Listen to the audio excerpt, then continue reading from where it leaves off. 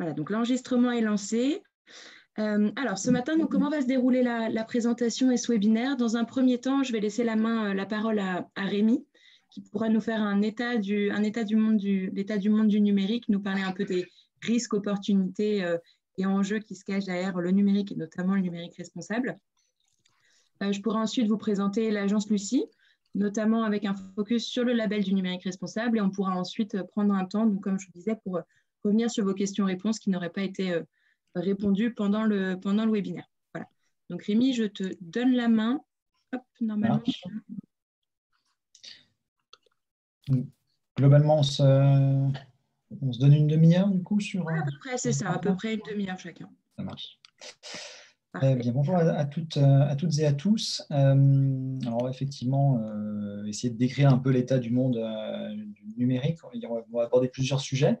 Un petit mot par rapport à la solution qu'on utilise, c'est toujours compliqué. À chaque fois, on le rappelle, mais aujourd'hui, on utilise encore Zoom, qui n'est pas forcément la solution la plus éthique qu'il existe.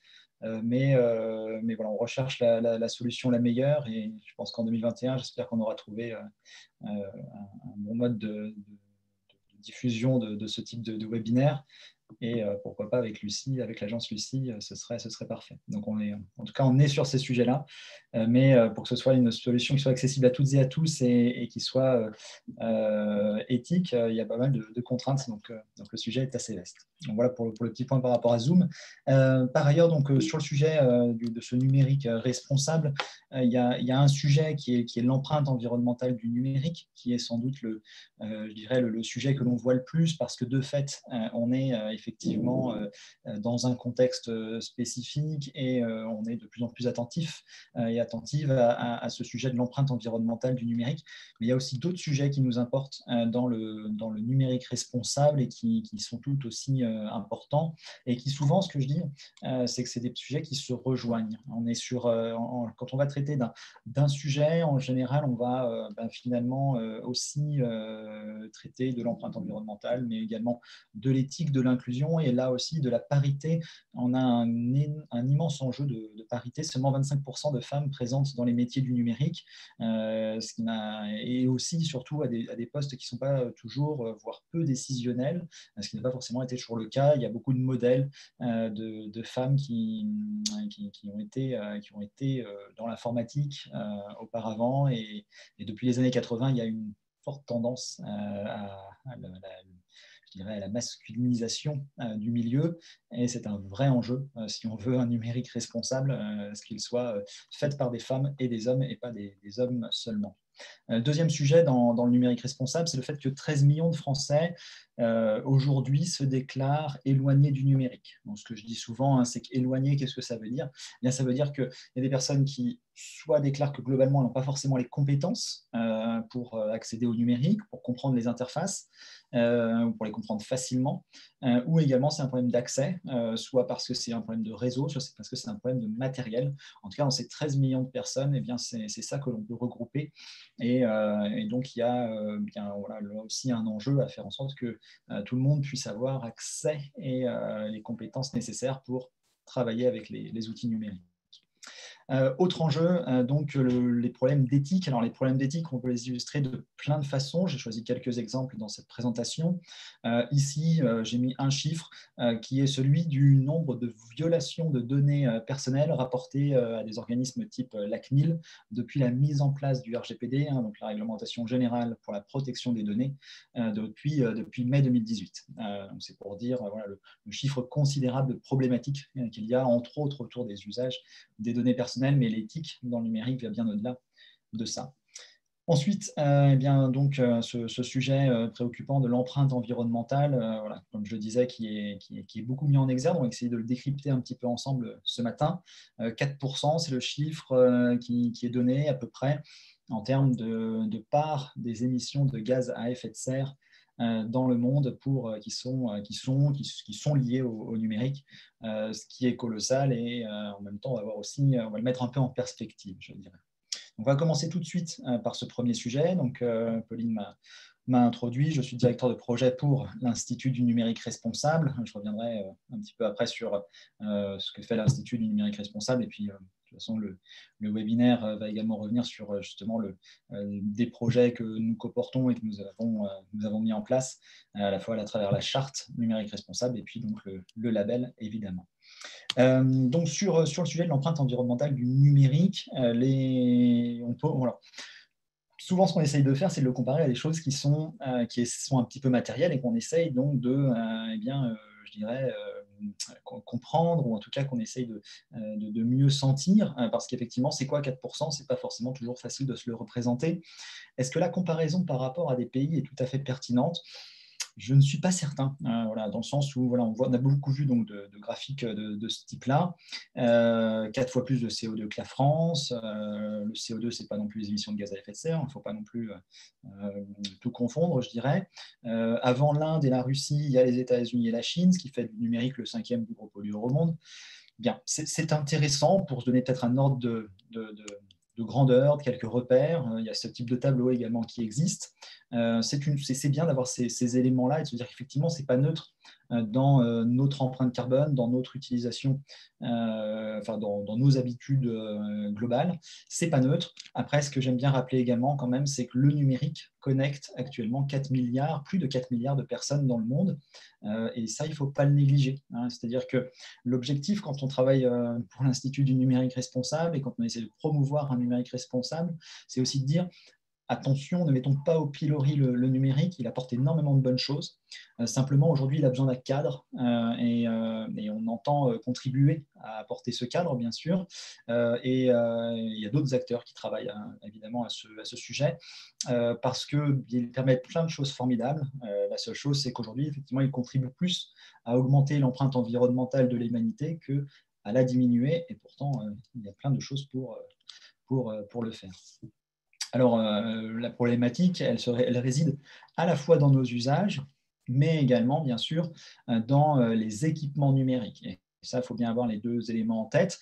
Et même les équipements numériques sont quasiment le principal sujet. Mais nos usages sont beaucoup trop excessifs aujourd'hui. C'est ce type de schéma que vous pouvez retrouver un petit peu partout sur Internet. Je ne vais pas les détailler sur chaque chiffre qui sont donnés là, mais qui montre globalement l'évolution de nos pratiques et qui peut sembler en fait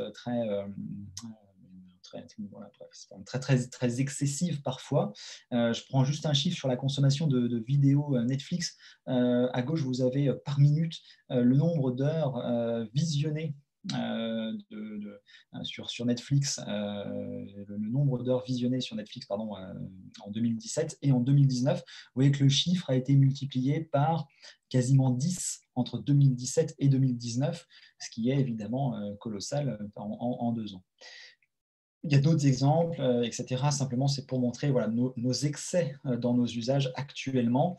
Et en 2020, ça ne s'arrange pas. On reste toujours sur une courbe qui augmente beaucoup, beaucoup, beaucoup. On va continuer à voir d'autres types d'usages qui sont très, on va dire, énergivores ou datavores, en tout cas, qui consomment énormément de données. La voiture autonome n'a rien d'autonome, elle a besoin d'énormément de capteurs pour avancer et elle va consommer énormément de gigas. Quand je présente cette slide, j'essaie toujours de la mettre en perspective par rapport à nos forfaits téléphoniques. Et si on regarde la taille de nos forfaits, qui sont peut-être de 5, 10, allez, 50 gigas, ou peut-être un peu plus éventuellement, en tout cas, on voit la mise en perspective, puisque là, on est par jour, chaque jour, la consommation d'une voiture autonome fait bondir. D'autres exemples, pareil, dans l'intelligence artificielle, entraîner une intelligence artificielle, un coût carbone assez important, évidemment. Voilà. Moi, ce que j'aime en fait dans ces chiffres, c'est que ça donne des repères et que ça donne des idées. Après, chaque chiffre, on peut le faire parler un petit peu comme on le souhaite. Ce qui est bien, en tout cas, c'est quand même de voir que oui, ce n'est pas neutre tout cela et qu'on développe un certain nombre de choses qui n'en ont pas un impact neutre. Juste une petite chose par rapport au traitement qui est fait souvent en fait, de la problématique des usages. Et souvent, l'emphase est faite sur les usages et c'est bien parce qu'il y a vraiment beaucoup de choses à repenser.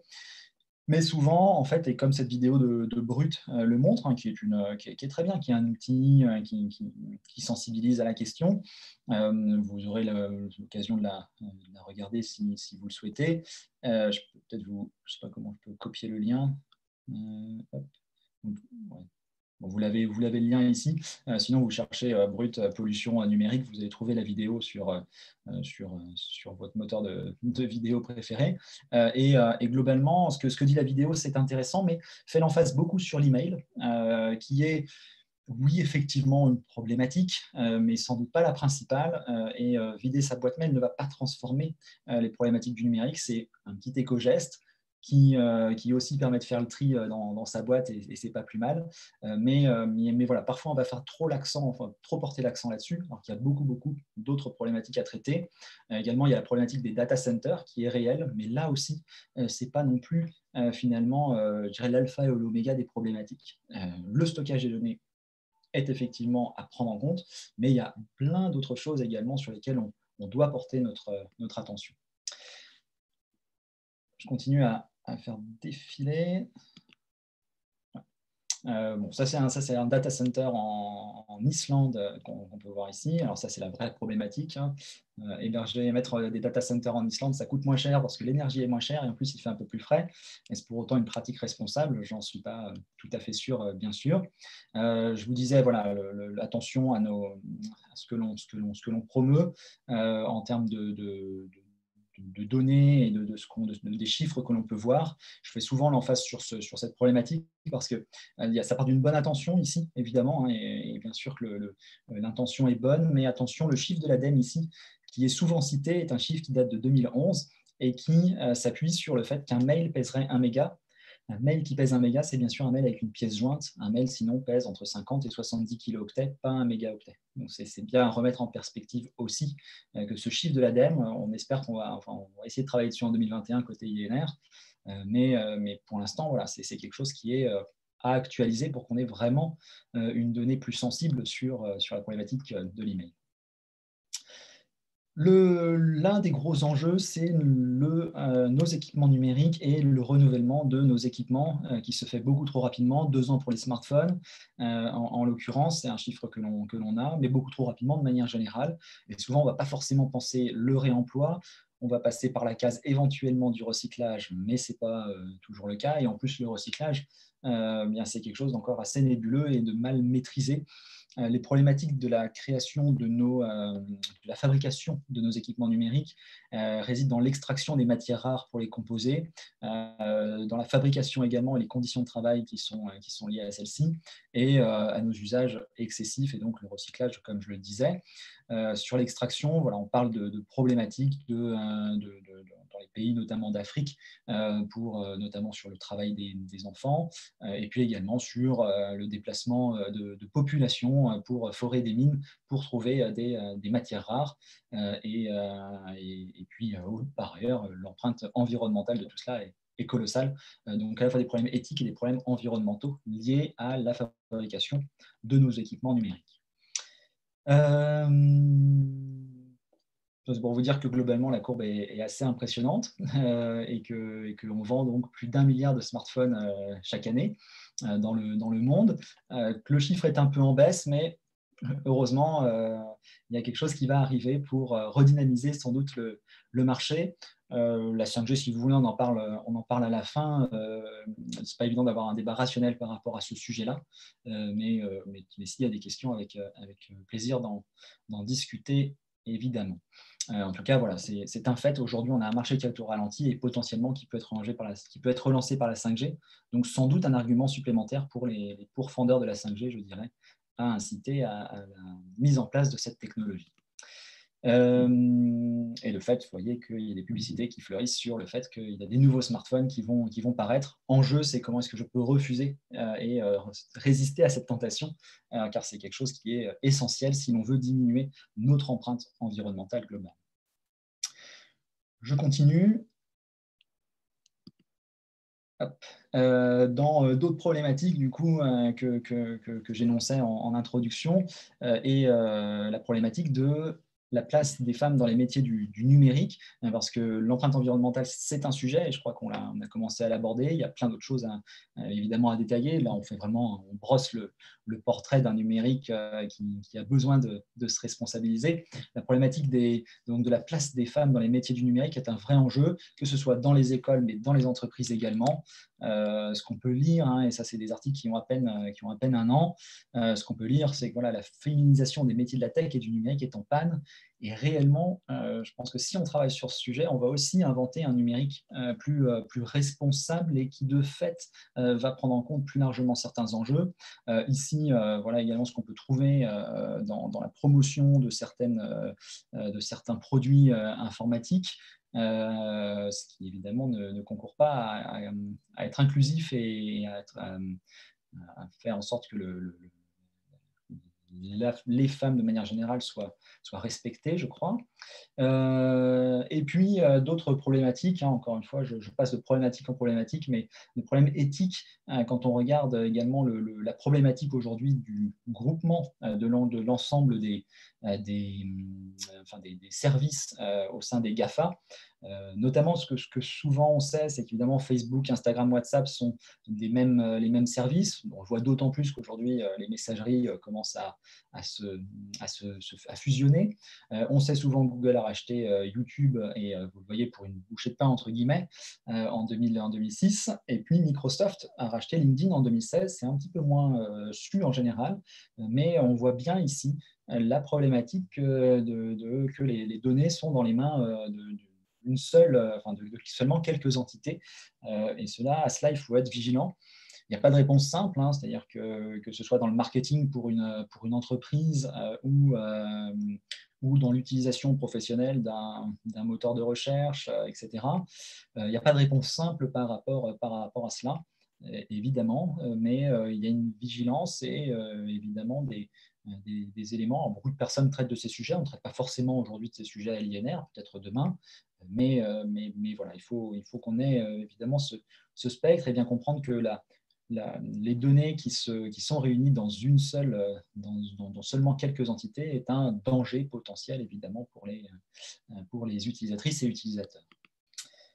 D'autres problématiques d'éthique liées entre autres au GAFA, mais pas seulement non plus, mais en tout cas par rapport à ces objets, alors à la fois les objets connectés, mais également de manière générale, en fait, ces outils que l'on utilise, des réseaux sociaux, en l'occurrence à gauche pour Instagram, le fait qu'aujourd'hui, en termes de pouvoir, comme je le disais, on est assez limité, et même bien forcément la technologie peut complètement nous attraper et nous écouter, en l'occurrence, ou nous espionner à notre insu.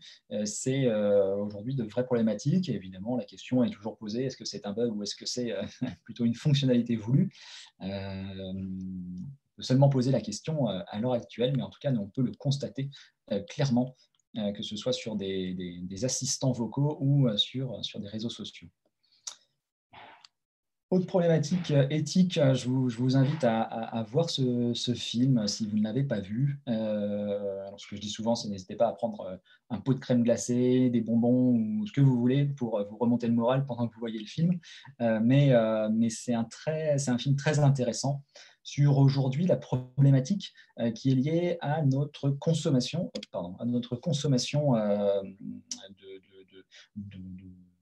de produits liés à l'e-commerce, on va dire. Aujourd'hui, beaucoup des livraisons qui sont faites de produits commandés sur Internet sont faites par des chauffeurs, on va dire, indépendants, et donc qui sont directement, en fait,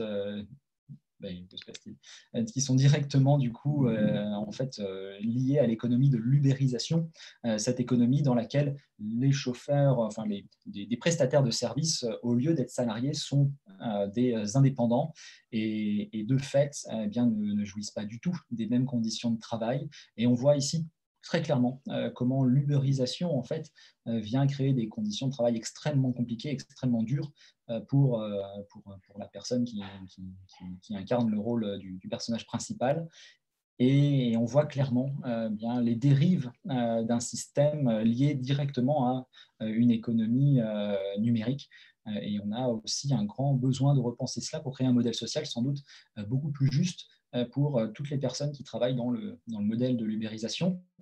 Juste une petite aparté encore sur ce sujet. Aux États-Unis, clairement, et en Californie en particulier, on est en train de réfléchir à comment repenser le statut de ces chauffeurs indépendants, par exemple chez Uber, par exemple, et comment est-ce qu'on peut leur proposer un statut qui soit plus celui de salarié. Et il y a pas mal de luttes qui se passent en ce moment pour que cela se passe. Voilà, j'ai brossé très globalement le sujet de ce numérique responsable avec vraiment différents enjeux, vous le voyez. Les risques pour les entreprises, bien sûr, c'est des risques d'image, parce qu'il y a de plus en plus de choses qui transparaissent avec des indicateurs. On essaie d'évaluer du coup je dirais, la transparence de l'entreprise, sa capacité à prendre en compte son empreinte environnementale, l'éthique, etc. Donc, il y a de plus en plus de choses qui sortent, donc les risques d'image sont grands. Et donc, à minima, en fait, bien sûr, c'est une bonne raison pour les entreprises de le prendre en compte. Aussi, c'est une très bonne raison de le prendre en compte au niveau de l'interne, parce qu'il y a une image externe, mais il y a aussi une image interne, et pour fédérer des collaboratrices et collaborateurs autour d'un projet qui a du sens, bien prendre en compte cette problématique de l'empreinte environnementale du numérique et du numérique responsable de manière globale, c'est un enjeu. Les opportunités, donc, je viens de commencer à l'aborder. Là aussi, une opportunité d'image, du coup. J'ai fait une interview récemment d'une personne qui est très impliquée au sein de l'INR, qui s'appelle Anne Tozzolino, du groupe La Poste. Et elle disait malheureusement, et je dis bien malheureusement, aujourd'hui, se verdir est encore un signe d'attractivité parce que bien, toutes les entreprises ne le font pas, alors que c'est quelque chose qui devrait être effectivement bien faire partie prenante du projet d'une entreprise, savoir prendre en compte voilà, les aspects éthiques, environnementaux et d'inclusion liés au numérique en particulier, évidemment, parce que c'est les questions dont on traite, mais de manière plus globale, d'avoir une stratégie RSE qui soit engagée et incarnée également. Ça, c'est extrêmement important. Voilà, j'aime bien cette citation, Marlène Schiappa, qu'on soit défenseur de Marlène Schiappa ou non, j'aime bien cette citation. Si vous ne faites pas l'égalité, si vous ne pratiquez pas l'égalité entre les femmes et les hommes parce que c'est quelque chose de juste, eh bien, faites-le parce qu'au moins c'est profitable. Ça, j'en suis assez persuadé. Je dirais que malheureusement, toutes les raisons sont bonnes de s'engager dans des causes justes. Souhaitons qu'évidemment, ce soit le plus possible par conviction. Ça, c'est quelque chose d'assez essentiel, mais à minima, en tout cas, bien sûr qu'il y a des raisons autres que je dirais la conviction d'y croire. C'est parce qu'il y a beaucoup de bénéfices à se lancer dans des politiques responsables de manière globale dans les entreprises. Un petit bilan des différentes opportunités. J'en ai exposé certaines. Si on rapporte certaines choses qui sont plus liées à des services numériques, oui, l'expérience utilisateur va être meilleure. C'est le point numéro 2. Typiquement, hier, je faisais une formation. Je disais, bon, quel est l'intérêt, par exemple, de ne pas mettre une vidéo sur votre site Internet, puisqu'on parlait globalement de l'empreinte environnementale et comment est-ce que je peux essayer d'améliorer mon site web. De manière très simple, en fait, quel est l'intérêt? Alors, bien sûr, il y a la réduction de l'impact environnemental de son site Internet. Clairement, une vidéo consommatrice de données, si elle n'est pas sur mon site, cela réduit. OK. Mais il y a plein d'autres raisons, en fait, qui peuvent dire, bien, on ne va pas faire une vidéo, mais on va plutôt mettre du texte et des images sur notre site. Pourquoi? Bien, premièrement, vous avez un site qui est plus accessible. Une vidéo n'est pas un outil très accessible, du texte l'est beaucoup plus. Donc, c'est plus accessible. Première chose. Deuxièmement, l'expérience utilisateur va être meilleure parce que vous avez un site qui va être plus rapide à charger. Donc, de fait, des personnes qui n'auront pas une connexion incroyable vont pouvoir mieux consulter votre site. Le contenu également est plus accessible dans le sens où vous avez tout de suite la structure du contenu qui est devant vous et vous pouvez chercher à l'endroit que vous voulez les éléments dont vous avez besoin. Vous n'avez pas besoin d'attendre que la vidéo se déroule. Si vous souhaitez mettre à jour votre contenu, c'est 1000 fois plus simple que de le faire avec une vidéo. Et puis dernière chose, même deux dernières choses, pardon, la problématique du coût. Hein, c'est moins cher de produire du texte et de mettre quelques images que de faire une vidéo. Et dernière chose, c'est meilleur pour votre référencement naturel, parce que le texte et les images, enfin le texte en l'occurrence, est meilleur pour le référencement naturel. Donc vous voyez, on a mis 6 raisons là d'un coup, en fait, sur lesquelles finalement, plutôt que d'utiliser quelque chose qui a un impact environnemental fort, eh bien, on voit que c'est 6 bonnes raisons finalement de le faire, parce que ça va venir finalement impacter beaucoup d'autres champs du numérique responsable. Et ça, je trouve que c'est intéressant de manière globale dans les enjeux dont on discute, c'est que souvent on voit que ça se réunit. Donc, cette solution du numérique responsable, j'ai commencé à en esquisser les contours. À l'INR, on travaille sur le sujet de cette manière-là. En tout cas, on essaye de dire que voilà, il faut proposer une IT qui soit la plus verte possible, dans le sens où on va prendre en compte son empreinte environnementale. IT for Green, c'est l'idée qu'on va essayer de produire une IT qui potentiellement va contribuer à réduire l'empreinte environnementale du numérique. On ne croit pas au solutionnisme technologique, mais on pense quand même qu'on peut produire des solutions technologiques capables de diminuer l'empreinte environnementale de l'humanité. L'IT for Human, c'est évidemment le fait de penser des outils, des services numériques pour des femmes et des hommes, et Human for IT, que ces services numériques soient pensés par des femmes et des hommes, et pas des hommes seulement, évidemment.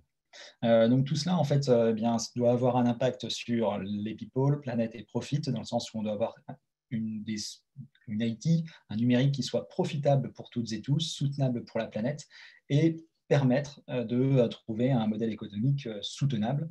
Voilà ce qu'on dit globalement du numérique responsable à l'INR. Je regarde juste, on commence à toucher à la fin de la demi-heure. Il me reste quelques éléments à vous partager, mais on devrait pouvoir... Oui, ça devrait aller assez vite. Hop. Donc, dans la même continuité de ce que je viens d'énoncer, eh bien, on s'engage donc avec une règle qui peut être facile à utiliser, entre guillemets, hein, cette règle des 3 U, utile, utilisable et utilisé. Je viens de le dire, voilà, il faut qu'on arrive à penser des services numériques qui soient utiles à toutes et tous, utilisés par toutes et tous et utilisables par toutes et tous, et bien vérifiés en fait à chaque étape du cycle de vie d'un projet. Et ça va être la slide suivante. À chaque étape d'un cycle de vie de projet, eh bien, il faut que je vérifie en fait, que ce que je suis en train de penser est bien, utile, utilisable et utilisé. On estime aujourd'hui, peut-être un chiffre que vous avez déjà vu passer, qui est largement relayé, le fait que 45% des fonctionnalités d'un service numérique aujourd'hui ne sont pas utilisées. 45%, donc ce qui est colossal. Pour vous engager et découvrir, essayer de voir comment est-ce vous pouvez réduire du coup à la fois l'empreinte environnementale et les problèmes d'inclusion liés à vos services numériques. Sur le site de l'INR, on a proposé une page dans la partie ressources. On a proposé une page qui met en avant différents outils d'éco-conception et également qui permet de tester les niveaux d'accessibilité de vos sites Internet, ce qui peut être un premier pas pour prendre également conscience des problématiques qui sont liées à vos services numériques. C'est une page qui est sur le site dans la section ressources. Je passe.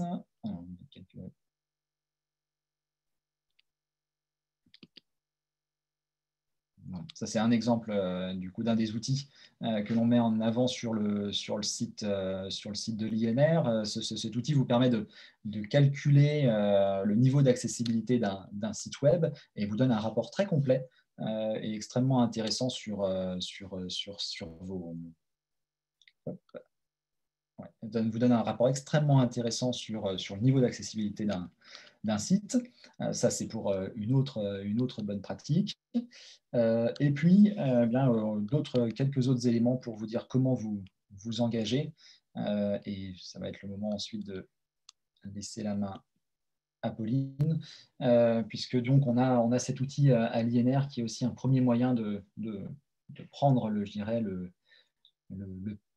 le chemin du numérique responsable, qui est cette charte numérique responsable qui a été créée il y a maintenant bientôt 2 ans, qui est vraiment un premier pas, un premier niveau d'engagement public vers le numérique responsable en déclarant voilà, un certain nombre de choses que demain vous allez potentiellement prendre en compte. Aujourd'hui, 75 entreprises ou organisations plutôt ont signé cette charte et on est en train de développer des moyens au fur et à mesure de l'avancement des choses pour eh bien, permettre d'évaluer comment sont respectés ces engagements.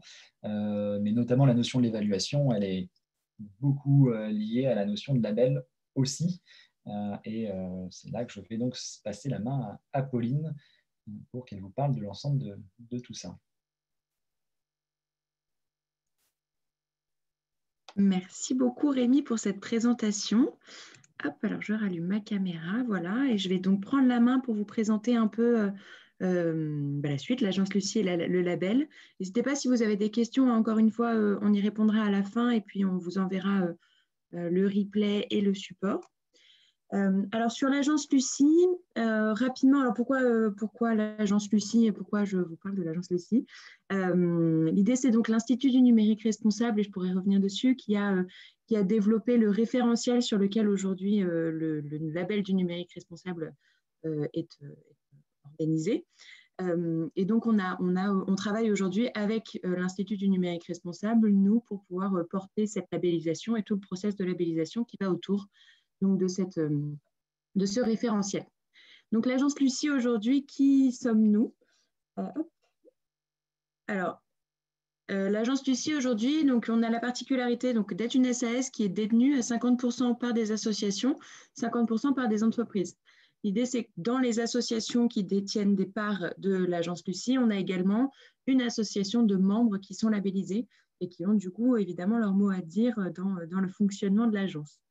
On est également une agence qui anime la plus grande communauté d'entreprises engagées en Europe, engagées sur différentes démarches, et je vous les présenterai juste après. Et puis, vous voyez donc le développement de la communauté. Alors, normalement, j'ai le petit chiffre actuel, mais qui ne s'affiche pas, c'est dommage. Donc, vous voyez le développement de la communauté qui se développe très vite. Aujourd'hui, le chiffre que vous devriez voir, qui est le chiffre le plus important, c'est 700. On est aujourd'hui un peu plus de 700 membres dans la communauté, donc sur les différentes démarches, encore une fois, hein, mais dont des personnes qui sont engagées, enfin des organisations de tout type engagées sur le label du numérique responsable.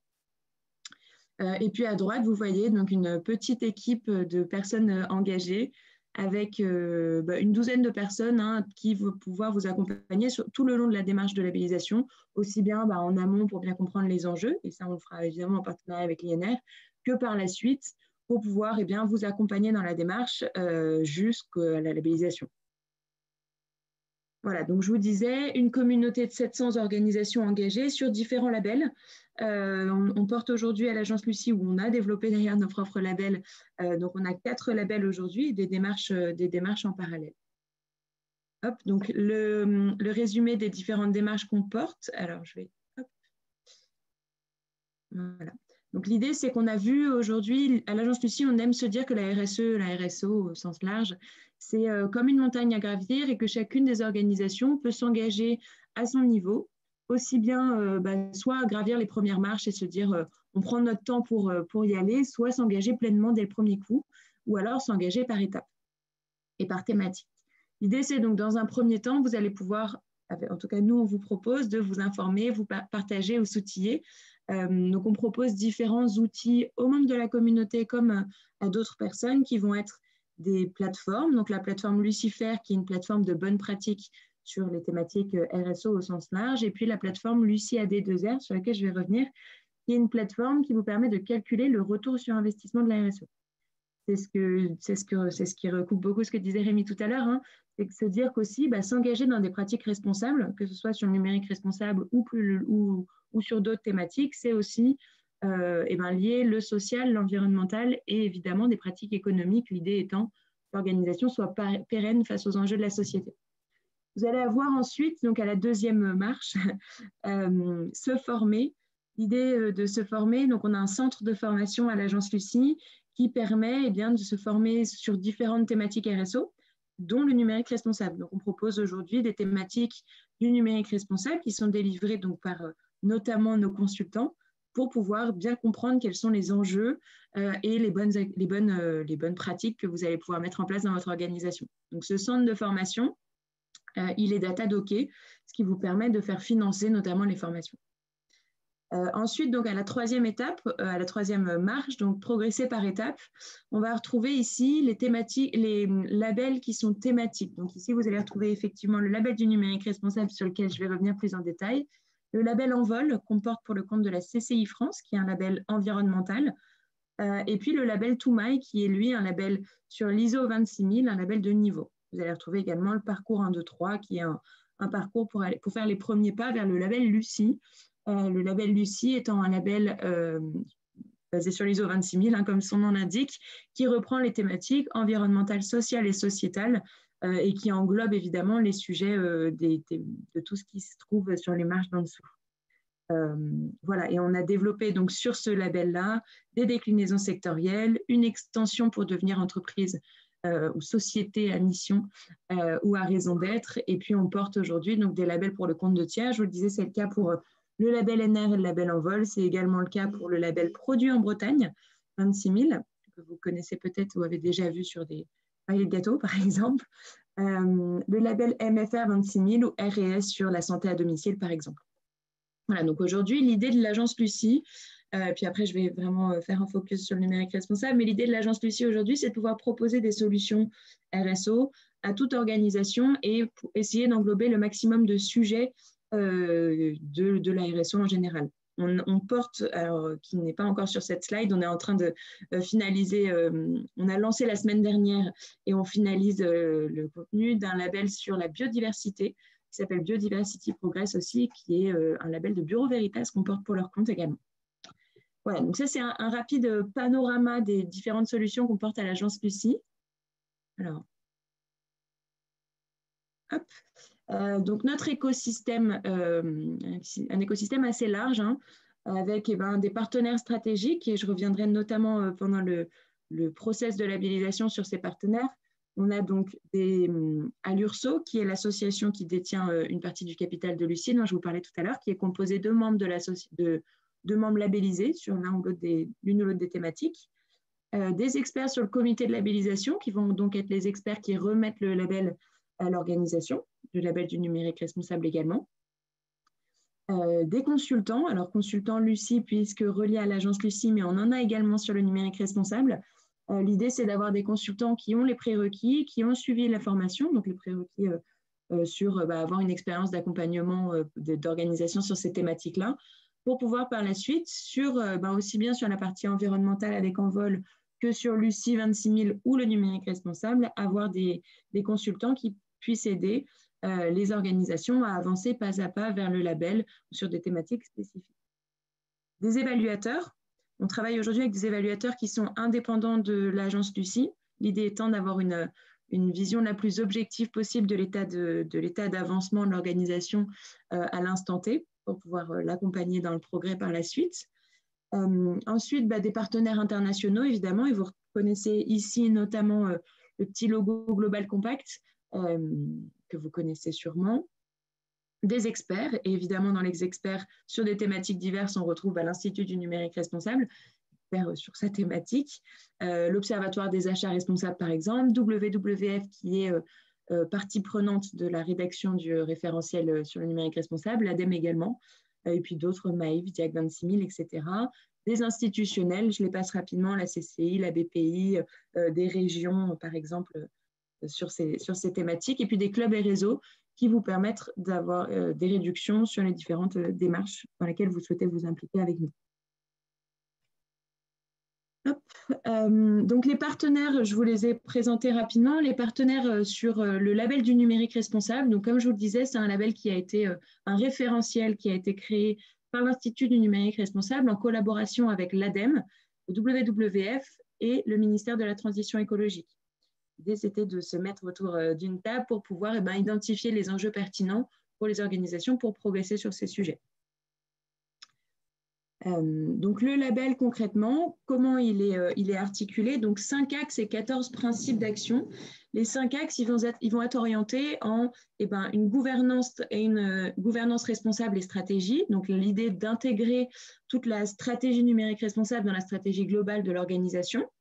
L'idée de la formation / communication. L'idée, c'est évidemment d'avoir des collaborateurs en interne qui soient formés et en capacité d'utiliser le numérique. C'est également inclure dans cette thématique-là l'accessibilité dont on parlait avant, mais également permettre aux parties prenantes d'être informées sur les thématiques, donc de communiquer largement à toutes vos parties prenantes, fournisseurs, acheteurs, etc., sur les enjeux, les opportunités et les actions que vous mettez en place et qu'il serait bien de mettre en place autour de vous. Et puis ensuite, donc les trois axes qui sont déployés par la suite, c'est des axes très opérationnels sur concrètement comment vous allez, donc démarche transversale sur les achats responsables, l'utilisation et puis évidemment la fin de vie. Donc ça va être tout ce qui est cycle de vie de vos différents produits.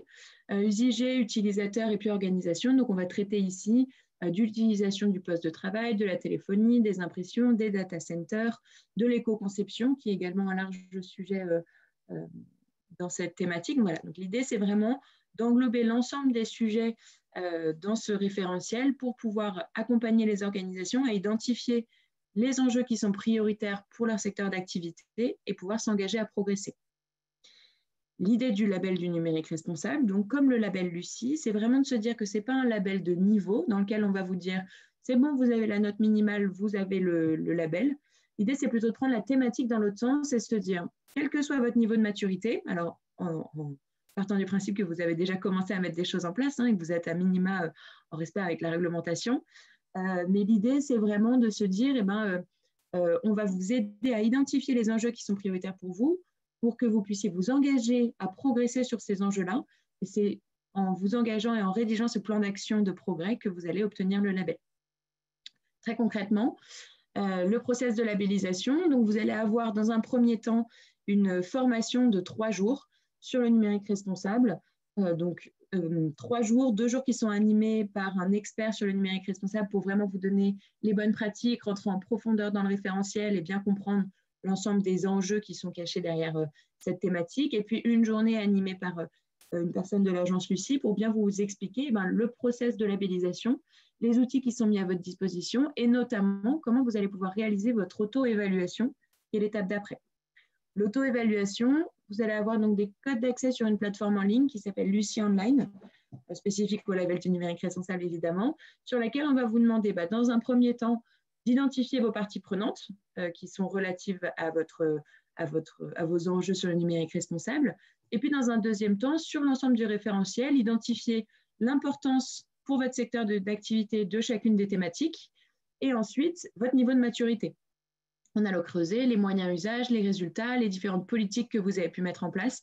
Voilà, en ayant vraiment creusé, en faisant des groupes de travail avec vos collaborateurs et pourquoi pas en incluant des parties prenantes, vraiment creuser ce qui est mis à jour en place, ce qui est mis en place aujourd'hui, et du coup commencer à identifier des pistes d'amélioration en se disant en répondant à ces questions, on se rend compte que ça on ne fait pas forcément et c'est quelque chose d'important pour notre secteur d'activité. Voilà, ça va vraiment vous permettre de structurer votre démarche, de cocher des cases et de bien comprendre ce que vous faites et ce qui serait bon de mettre en place. Voilà. À la suite donc, de cette auto-évaluation qui va vous prendre à peu près 4-6 mois en fonction de la taille de votre organisation, vous allez avoir une évaluation sur site. L'évaluation sur site pour le numérique responsable, elle se fait soit par SGS, soit par Bureau Veritas. Les évaluateurs donc, indépendants dont je vous parlais tout à l'heure, l'idée étant, comme je vous l'ai dit, d'être le plus objectif possible. Donc, à la suite d'un échange téléphonique avec eux, vous allez pouvoir choisir l'évaluateur qui vient sur site. Donc, l'évaluateur vient un certain nombre de jours, interroger en interne un panel représentatif des collaborateurs, des parties prenantes importantes pour vous aussi à l'extérieur, pour vraiment avoir la vision 360 des activités que vous menez sur le référentiel numérique responsable dans votre organisation. L'évaluateur vous émet un rapport à la suite donc, de ce passage sur lequel vous allez devoir prendre des engagements de progrès. Ce que je vous disais tout à l'heure.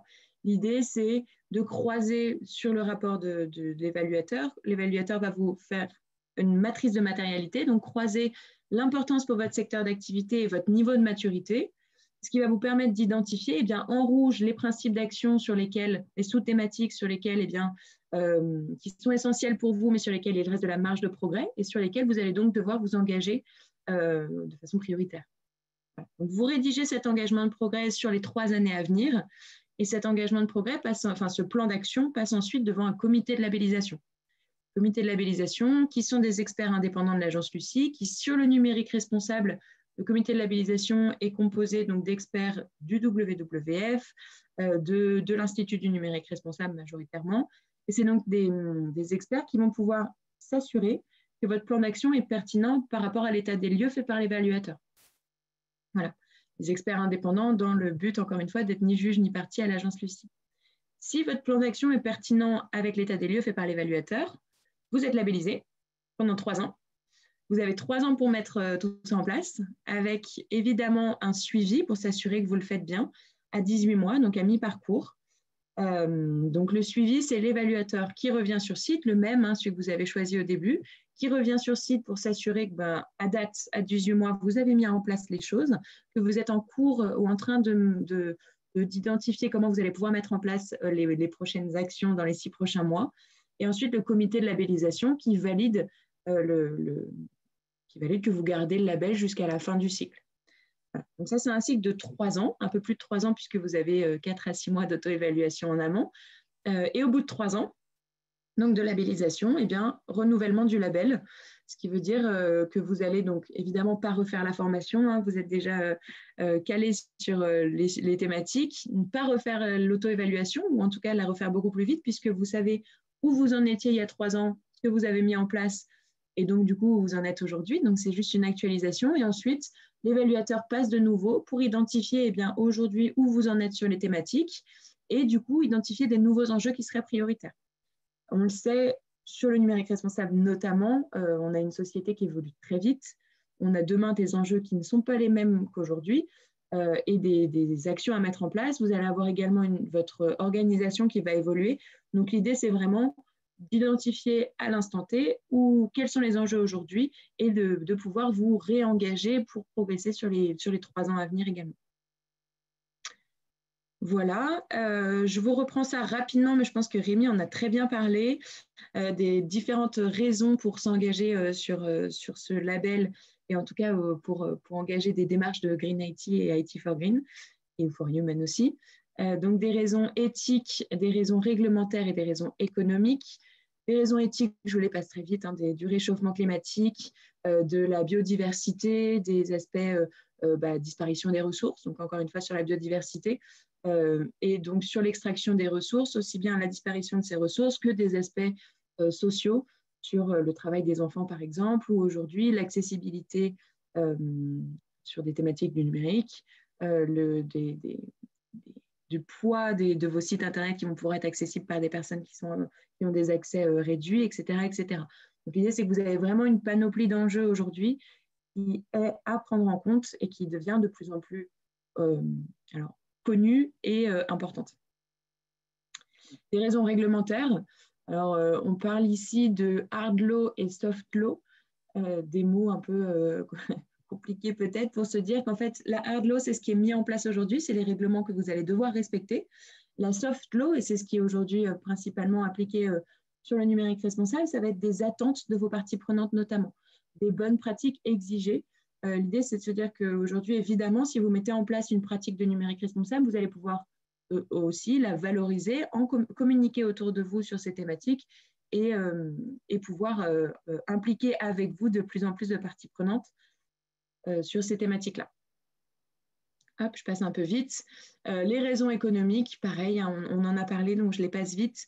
L'idée, c'est qu'on a notamment un rapport de France Stratégie qui prouve qu'aujourd'hui, une organisation qui est engagée dans des démarches responsables, qui englobe évidemment le numérique responsable, est 13% plus rentable que les autres. C'est-à-dire que l'aspect économique est également très important dans cette thématique du numérique responsable. Évidemment, si vous prolongez la durée de vie de vos équipements, vous faites des gains. Donc, sur des choses de très pratico-pratiques, c'est facile à calculer. Hein. Si vous avez des énergies vertes et que derrière, vous réduisez la consommation d'énergie, évidemment, vous allez faire des gains, mais vous allez pouvoir aussi et notamment par la plateforme AD2R, et ben, vous rendre compte que sur des aspects sociaux, de formation, d'intégration des collaborateurs, ce genre de choses, et ben, il y a également le fait que des collaborateurs qui se sentent mieux, plus impliqués et en adéquation avec les valeurs de leur organisation, et bien, restent plus longtemps et sont plus motivés dans le travail, par exemple. Voilà, donc, c'est des thématiques qui sont aussi à prendre en compte dans la mise en place d'une démarche de la sorte. Voilà, donc on a déjà vu cette slide, hein, pourquoi s'engager.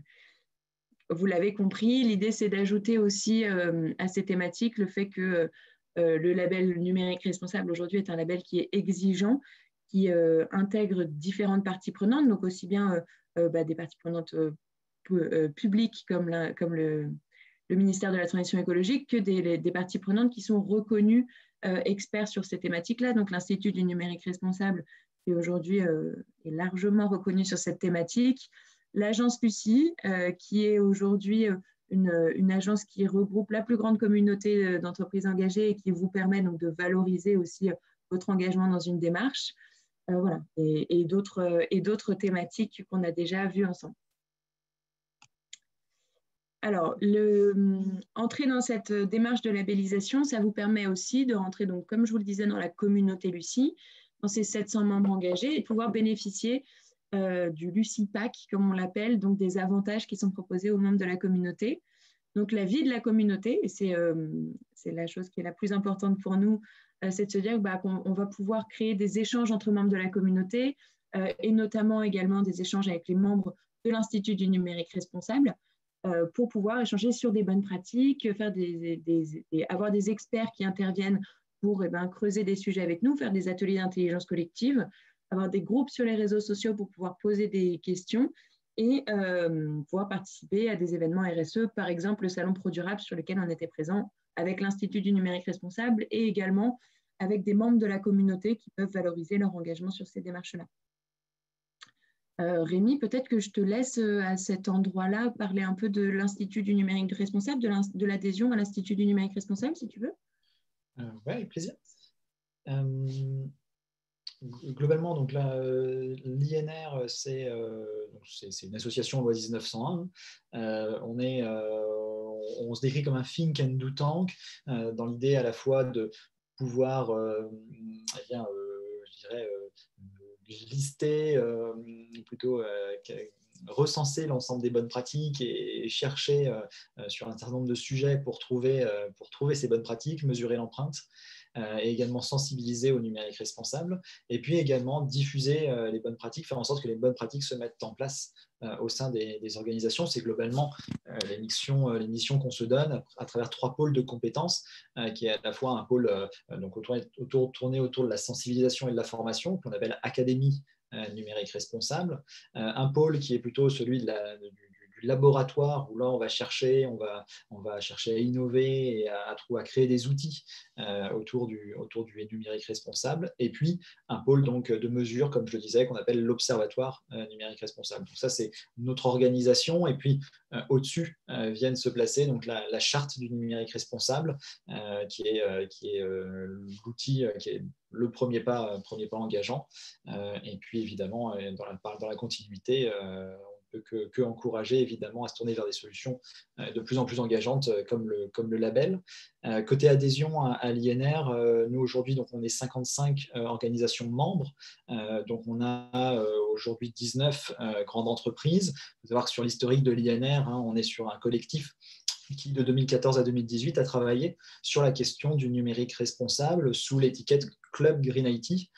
Et ce Club Green IT, qui travaillait essentiellement sur la question de l'empreinte environnementale du numérique, eh bien, s'est transformé en Institut du numérique responsable pour traiter d'une question plus large et pour également accueillir plus de membres.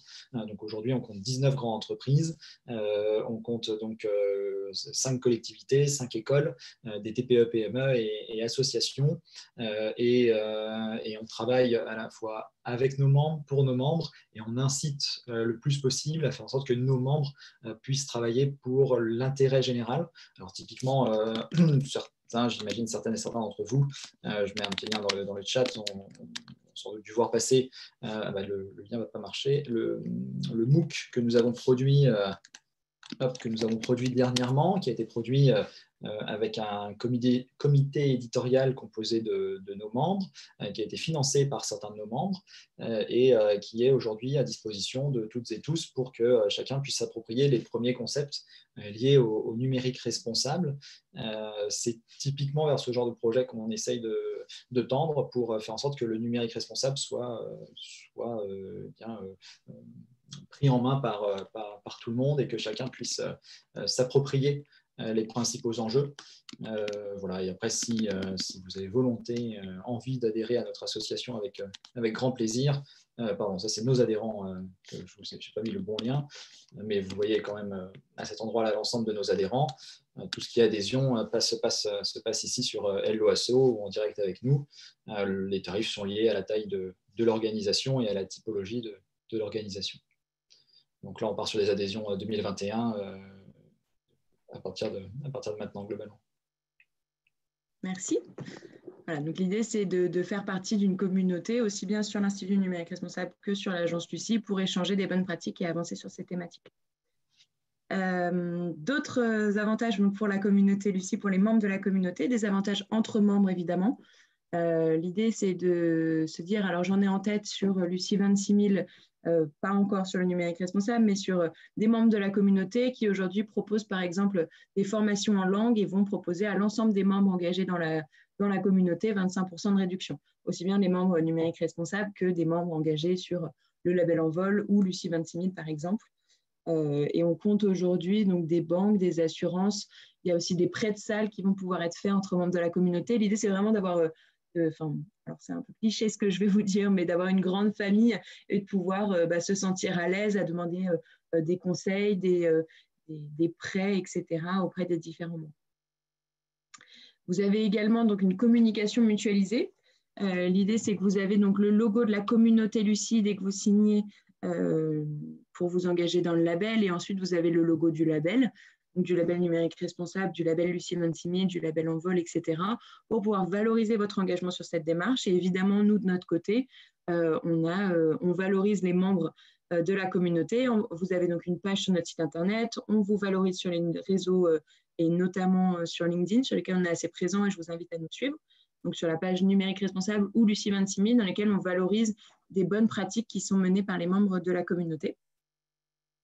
Et enfin, les outils qui sont proposés aux membres de la communauté. Donc, la plateforme Lucie Online, dont je vous parlais tout à l'heure, qui vous permet de structurer votre démarche et en un clic d'avoir un rapport sur les activités que vous menez sur la partie numérique responsable. Donc, de pouvoir communiquer en interne comme en externe sur un rapport structuré que vous menez aujourd'hui. Le Lucifer, donc la plateforme de bonnes pratiques où on arrive en fin d'année à 2000 bonnes pratiques sur les différentes thématiques de l'ISO 26 000 qui englobe aussi le numérique responsable. L'idée, c'est de pouvoir partager des bonnes pratiques entre membres de la communauté, mais pas que. Et puis Lucifer, Lucia D2R, pardon, qui est la plateforme qui vous permet de calculer le retour sur investissement de vos démarches RSE au sens large, numérique responsable également. Voilà, donc l'idée, c'est qu'on vous propose différents outils. 3 petits points parce qu'évidemment, on continue à développer des outils et que la liste n'est pas exhaustive et qu'on puisse vous aider au mieux à mener ces démarches en interne. Voilà, et pour terminer avant la session questions, évidemment, le prix de cette labellisation, qui est une question qui est quand même assez importante. Donc aujourd'hui, vous avez 3 parties dans cette labellisation. La première, ça va être la formation, qui est obligatoire et qui peut être menée de façon distincte de la labellisation. Dans le sens distinct, je veux dire qu'elle est obligatoire pour aller vers la labellisation, mais que si vous souhaitez dans un premier temps faire la formation et puis voir par la suite si vous souhaitez vous engager ou non, c'est possible. Les prochaines dates de formation, on a une formation donc, en décembre, la deuxième, donc 7, 8, 9 décembre et 16, 17, 18 décembre. Donc, vous pouvez retrouver les dates sur notre site internet Label Lucie dans l'agenda. Vous allez pouvoir retrouver les dates et vous y inscrire si vous le souhaitez. Formation donc à 1 500 € hors taxe. L'idée, c'est que les personnes qui ont suivi la formation de l'Institut du numérique responsable, qui sont certifiées sur le numérique responsable ou qui ont suivi la formation Green IT, par exemple, de Frédéric Bordage, n'ont pas besoin de suivre les 2 journées spécifiques sur le référentiel et creuser les bonnes pratiques. Donc, on a aussi des sessions d'une journée qui permettent à ces organisations qui ont déjà suivi la partie pratico-pratique du référentiel du numérique responsable, et bien uniquement de suivre la partie outils et démarches de labellisation pour bien comprendre comment rédiger son auto-évaluation, comment prendre ses engagements, etc. Donc ça, on a une formation le 18 novembre d'une journée sur uniquement cette thématique pour les personnes qui auraient déjà suivi la formation. Ensuite, donc l'engagement dans le label, vous allez avoir 2 parties. L'idée, c'est comme nos évaluateurs sont indépendants, les évaluateurs du label sont indépendants, et ben c'est eux qui vont chiffrer l'évaluation. L'évaluation, donc les chiffres ont été rédigés et mis en accord dès le début pour se permettre d'avoir des chiffres qui ne soient pas trop grands sur la partie évaluation. Donc vous voyez, vous avez en dessous, donc, basez-vous notamment sur ce qui est en bleu, hein. Ça, c'est des chiffres pour les monocytes. Donc, une TPE qui n'a qu'un seul site, par exemple, de 30 salariés, va payer sur un audit initial 2 500 € hors taxe et 1 563, très exactement, sur l'audit de suivi, donc à 18 mois, etc., etc. Donc, en fonction des différentes colonnes. Et puis, vous avez en dessous le détail de comment se passe l'évaluation. Donc, vous avez la partie évaluation et également une redevance pour l'agence Lucie, qui est un pourcentage du chiffre d'affaires, donc 0,01% du chiffre d'affaires avec un plancher à 1 000 € et un plafond à 6 000 €. L'idée, c'est que donc, c'est des chiffres qui sont arrêtés. Si vous faites 10 millions, par exemple, de chiffre d'affaires, c'est le plancher. Vous allez être à 1 000 € par an sur les 3 ans, etc., etc. Si vous faites partie de l'Institut du numérique responsable, vous avez évidemment des réductions sur ces différents chiffres. Donc, aussi bien sur la formation que sur la redevance annuelle. Voilà pour le chiffrage qui, j'espère, est assez clair. Dans tous les cas, vous avez mes coordonnées à la fin. Voilà. Donc, mes coordonnées, les coordonnées d'Héloïse également et de Mickaël, qui sont donc mes 2 collègues dont Héloïse est là ce matin, qui sont également chargés du développement et de l'animation et qui on pourra répondre à vos questions si vous avez la moindre question, aussi bien pour vous engager, pour faire la formation. Sur l'Institut du numérique responsable et l'adhésion, ce sera du coup plutôt Rémi, mais dont je vous mettrai les coordonnées également dans le mail, etc., etc., pour devenir consultant, par exemple, ou ces choses-là. Voilà. Ce que je vous propose, c'est qu'on passe maintenant à la session questions. Donc, Héloïse, est-ce qu'on a des questions qui ont été posées pendant cette présentation? On n'a pas eu beaucoup de questions, on a eu 2 qui sont assez ouvertes, donc je trouvais ça bien de les garder pour la fin. La première question, c'était pendant la présentation de Rémi, ça concernait la transition sociale. C'est une question de Alain Thor qui nous demandait qu'est-ce qu'on entendait derrière le terme de transition sociale. Rémi, est-ce que tu veux répondre? Alors, de fait, effectivement, il y a beaucoup de choses dans cette notion de transition sociale. Je pense que là-dedans, en fait, ce qu'on peut regrouper, c'est à la fois des enjeux que j'ai évoqués sous l'aspect d'éthique et d'inclusion. Typiquement, on prend ce que j'appelle les business models des entreprises du numérique, ou plutôt d'entreprises du numérique, et typiquement le business model lié à l'ubérisation. On voit aujourd'hui que dans ces business models-là, c'est des business models qui posent question parce qu'ils viennent concurrencer, plutôt entrer directement en conflit avec des modèles économiques existants. Est-ce que ça se fait de manière équitable, on va dire, par rapport à ces modèles économiques existants? C'est une question. Est-ce que le modèle social de l'entreprise est équitable? C'est une autre question. Et clairement, en fait, le numérique a amené beaucoup de choses très rapidement.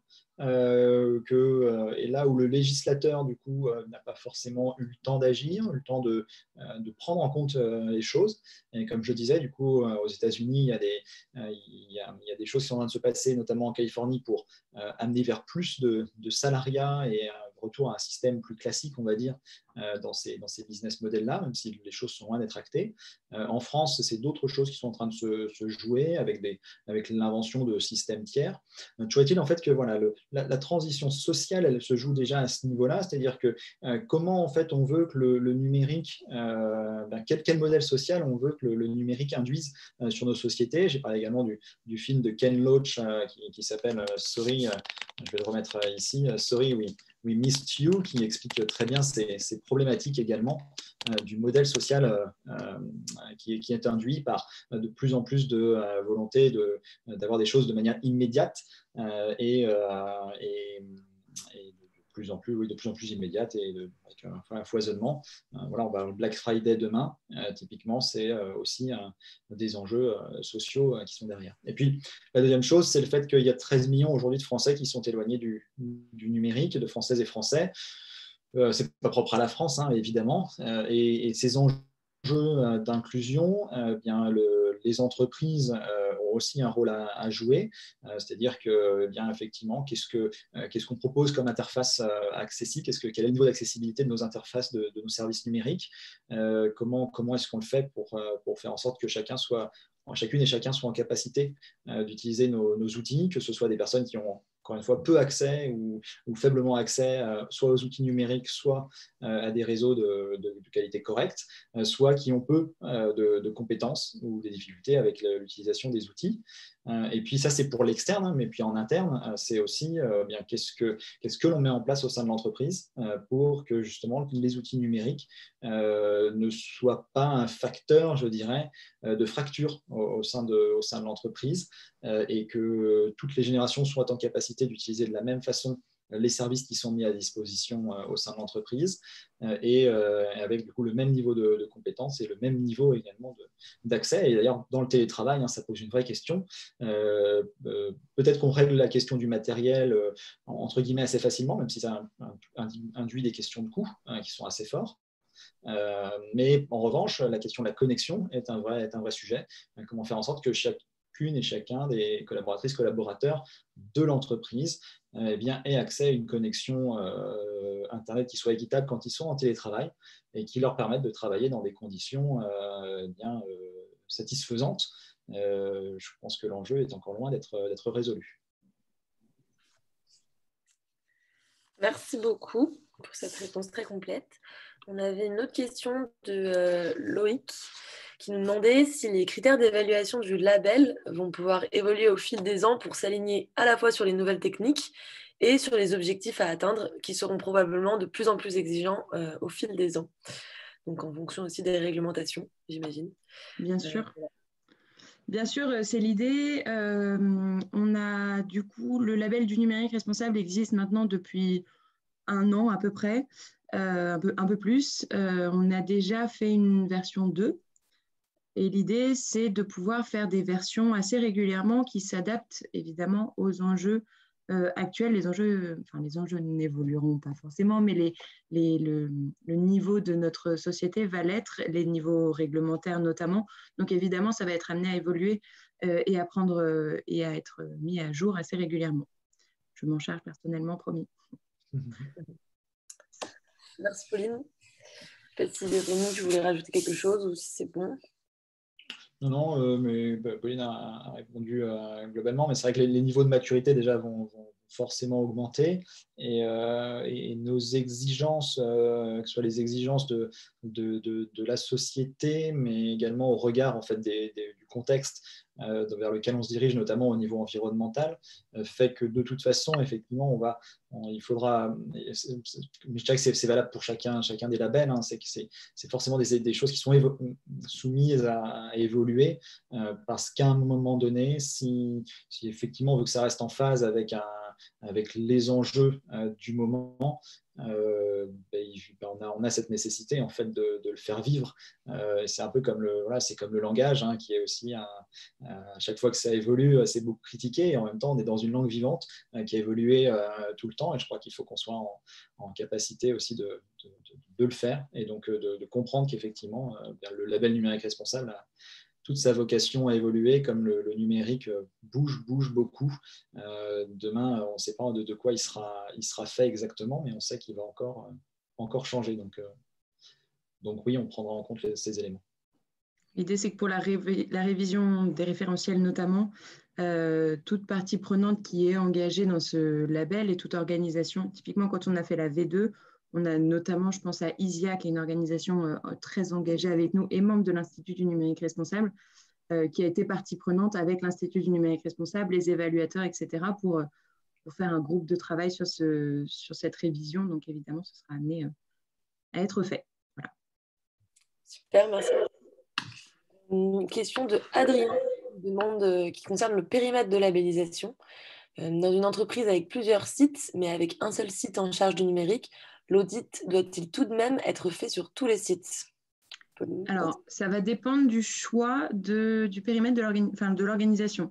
L'idée, c'est que sur le label du numérique responsable, et ce n'est pas le cas sur Lucie, puisque sur Lucie, on va partir du principe que l'idée est d'ajuster l'ensemble des niveaux de chacun des sites, parce que c'est des démarches qui sont très transversales. Sur le numérique responsable, il est possible que l'organisation choisisse le périmètre de labellisation sur la DSI, par exemple, donc la direction des systèmes d'information. C'est typiquement le cas, j'ai en tête, de l'ADEME qui labellise la DSI de l'ADEME, ou la région Bretagne qui labellise la DSI de la région Bretagne, par exemple. Donc l'idée, c'est que en fonction du périmètre retenu, les évaluateurs vont aller voir ce qui se passe sur le périmètre qui est retenu. Si le périmètre est l'ensemble de l'organisation, les évaluateurs ne vont pas venir sur tous les sites, ils vont venir sur racine carrée du nombre de sites. Voilà, c'est la règle des évaluateurs. L'idée, c'est de se dire que si vous avez n'importe quoi, si vous avez 9 sites, ils ne viendront que sur 3. Ils ne viendront pas voir tous les sites. L'idée, ça va être vraiment de venir voir, d'avoir un échantillon représentatif de ce que vous faites. Donc, si vous faites je sais pas, la production de médicaments et de la vente de médicaments, eh bien, on va venir sur les usines de fabrication pour s'assurer de quelles sont les politiques qui sont menées dans les usines, dans la fabrication, et également aller voir peut-être 1 ou 2 boutiques, mais pas les 40 boutiques de la structure. Donc, l'idée, c'est vraiment d'avoir une vision représentative de ce que mène l'organisation, pas d'aller voir tout le monde, évidemment. Ok, merci. Et en quoi consiste la visite sur site qui est faite lors de cet audit et quels sont les objectifs concrètement de cette visite? Alors, la visite sur site, alors ça, c'est quelque chose qu'on va traiter notamment en formation, donc je vous invite à venir. Mais l'idée, c'est que la visite sur site, ça va être des interviews de parties prenantes représentatives. Donc, ça va être, par exemple, l'évaluateur en amont va vous envoyer la liste des interviews qu'il veut mener en disant « Je veux rencontrer le directeur SI, le directeur de la communication, le directeur général de l'organisation, un salarié qui travaille dans la vente, un salarié qui travaille dans n'importe quoi, le nettoyage, etc., etc. » L'idée, c'est de pouvoir aller investiguer sur ce qui est mis en place et ce que dit chacun des parties prenantes. L'idée, c'est de se dire que si le achat responsable dit qu'ils ont depuis le début, que l'organisation met depuis le début des chartes, une charte et des clauses environnementales dans les achats, l'idée, c'est d'avoir des documents à l'appui qui prouvent à l'évaluateur que vous les mettez en place et d'aller demander également aux évaluateurs, pourquoi pas, qui sont importants pour l'organisation, eh bien, avez-vous pris en compte ces clauses environnementales? Quels sont les enjeux qui sont importants pour vous? Ce qui est demandé par l'organisation sur ce sujet-là, etc. Donc, l'idée, c'est vraiment d'aller creuser sur ce qui est mis en place pour pouvoir émettre un rapport le plus transparent possible et le plus qui reflète au mieux ce qui se passe sur site, pour que l'organisation et un directeur qui n'a pas forcément la visibilité de ce qui se fait concrètement sur le terrain puisse voir exactement ce qui s'y fait et puisse identifier des pistes d'amélioration sur ces sujets-là. Est-ce que j'ai répondu à toute la question? Je crois qu'il y avait 2 parties à la question. Moi, ça me paraît complet. Ok, cool. Et une dernière question d'un spectateur anonyme. Rémi, vous avez parlé de la 5G. Quelle est votre position sur le sujet? Comment aborder ce point sereinement en entreprise? Alors, sur la 5G, donc la position, elle est assez simple, c'est-à-dire qu'il y a, pour moi, il y a deux choses. déjà. Le premier élément, c'est qu'aujourd'hui, on se préoccupe de mettre en place une technologie nouvelle qui, par définition, ne va pas s'adresser à toutes les Françaises et tous les Français, hein, dans le sens où aujourd'hui, déployer la 5G telle qu'on l'envisage à terme va demander un nombre de capteurs hallucinant à installer pour couvrir l'ensemble du territoire, ce qui, de fait, va être extrêmement compliqué. Les derniers chiffres qui dataient de 2018-2019 disaient qu'on sera capable de couvrir les 2/3 du territoire, ce qui me semble déjà illusoire, mais on va dire les 2/3 du territoire en 5G en 2026-2027. Donc ça, c'est déjà un premier élément dans le sens où bon, on va déjà se prendre une technologie qui va être compliquée à mettre pour toutes et tous. Et en plus, pour l'instant, on n'a pas mis le très haut débit partout. C'est-à-dire qu'aujourd'hui, un accès Internet pour tout le monde, ça n'existe pas. D'accord, on a encore des zones blanches, on a encore des endroits où le réseau est d'une qualité catastrophique, et cela non loin des centres-villes. Donc, sans doute que la première chose qu'on aurait pu faire avant de partir sur la 5G, c'est de dire on va contraindre les opérateurs à mettre en place ce très haut débit de manière ferme et de façon à ce que ça se réalise et qu'on n'en reste pas avec cette fracture numérique qui est de base là parce qu'on n'a pas fait les efforts nécessaires. Donc ça, c'est le premier point. Et puis le deuxième point, c'est aussi, je vais prendre juste un exemple, c'est l'effet rebond. On parle toujours de l'effet rebond. Aujourd'hui, on va considérer que la 5G, de ce qu'on peut en voir, de manière unitaire, on va dire que ça consomme moins d'énergie. C'est-à-dire que si vous si vous téléchargez une donnée à un instant T avec la 5G, ça va moins consommer que la 4G. OK. On peut partir de ce principe-là. Mais la problématique, en fait, c'est que la 5G donc, est beaucoup plus rapide, beaucoup plus de débit, moins de temps de latence, etc. Qu'est-ce qui va se passer? L'exemple de l'effet rebond qui est facile à comprendre, c'est la voiture. On a fait à un moment donné des routes nationales, puis on a fait des 2x2 voies, puis on a fait des 3x3 voies, puis etc. etc. Quand vous regardez le paysage de Los Angeles ou de villes comme Bogota, qui sont des villes qui font la part belle aux voitures, on voit des autoroutes à n'en plus finir. Pour autant, ce sont toujours les villes les plus embouteillées au monde. Donc, qu'est-ce que ça veut dire? C'est qu'on a toujours fait plus de place à la voiture et elle a toujours pris de plus en plus de place.